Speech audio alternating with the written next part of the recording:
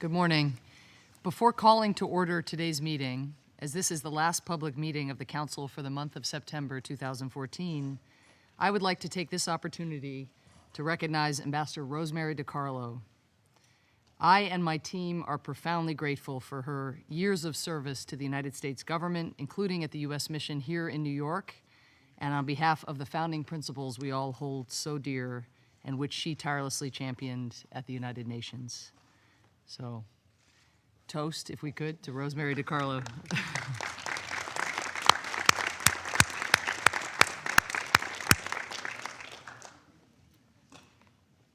The 7,273rd meeting of the Security Council is called to order. The provisional agenda for this meeting is the situation in the Middle East. The agenda is adopted. In accordance with Rule 39 of the Council's Provisional Rules of Procedure, I invite Ms. Valery Amos, Undersecretary General for Humanitarian Affairs and Emergency Relief Coordinator, to participate in this meeting. It is so decided. The Security Council will now begin its consideration of item 2 of the agenda.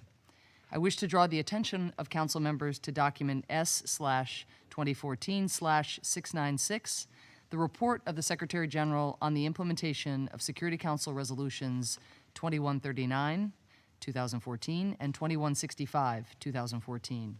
I now give the floor to Ms. Valery Amos. Madam President, thank you. 7 months have passed since the adoption of Resolution 2139 and 2 months since the adoption of Resolution 2165 on the humanitarian situation in Syria. The resolutions aim to stop the relentless violence and violations of international human rights and humanitarian law against Syria's people. They also seek to improve access to those in need. But the violence continues unabated throughout Syria, including in areas previously not as affected, and people are being subjected on a daily basis to further displacement and deprivation. In the last few weeks, international attention has been focused on the need to halt the progression of ISIL across Syria and Iraq.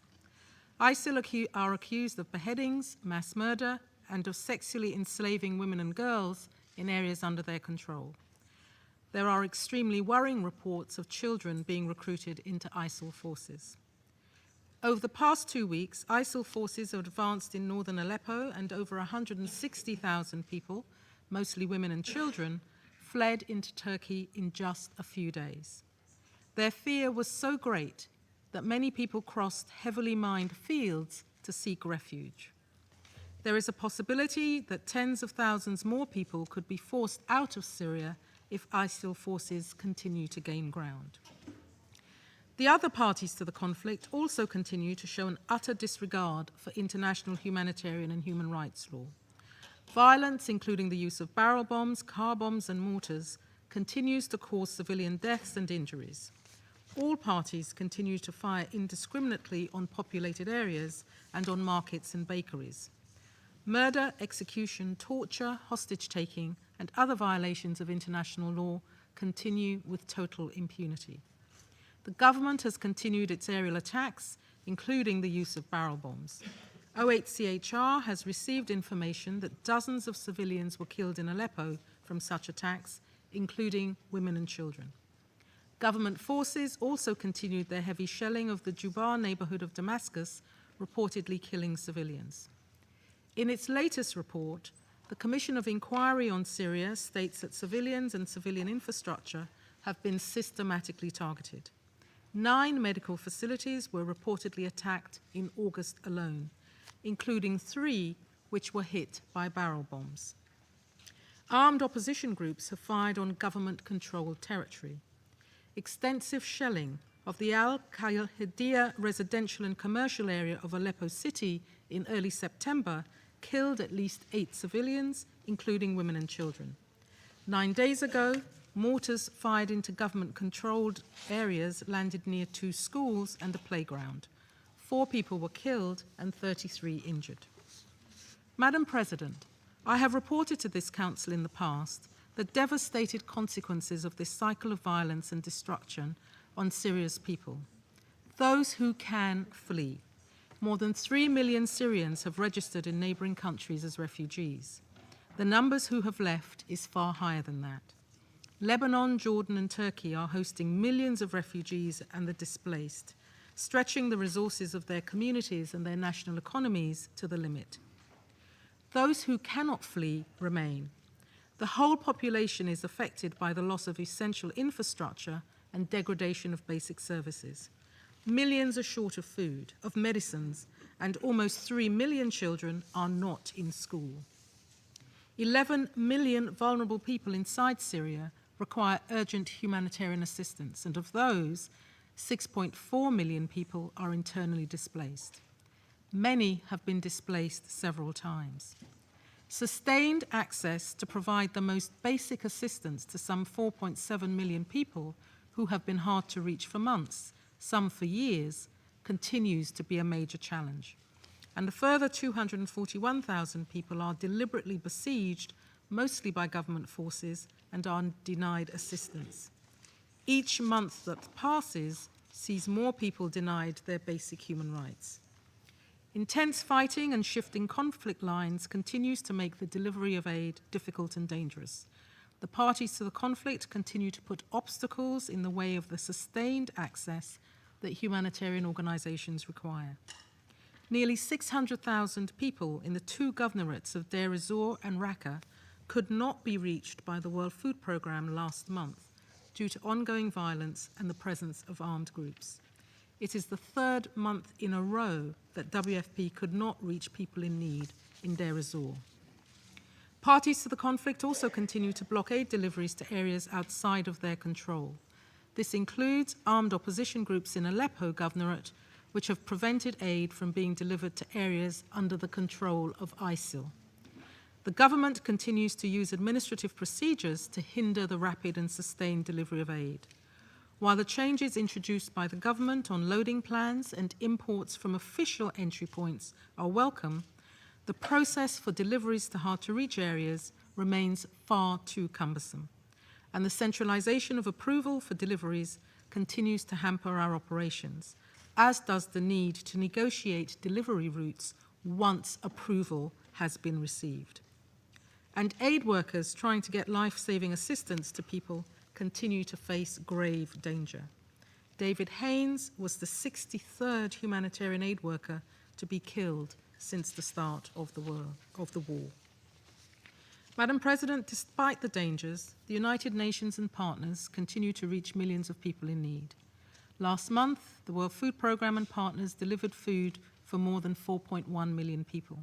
16.5 million people were provided with access to clean water by UNICEF and partners. Over 400,000 people received core relief items.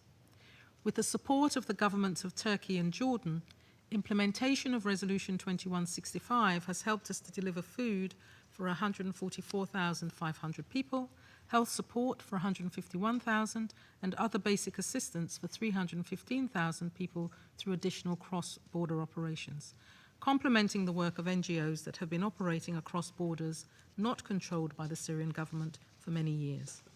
The opening today of the Nusaybin-Kamishli crossing will allow the transfer of further assistance for another 225,000 people.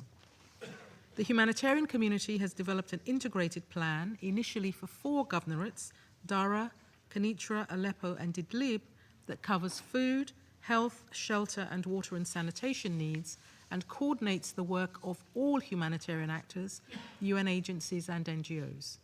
We continue to seek to reach the maximum number of people by the most direct and effective routes, across conflict lines, cross-border, or through regular aid deliveries.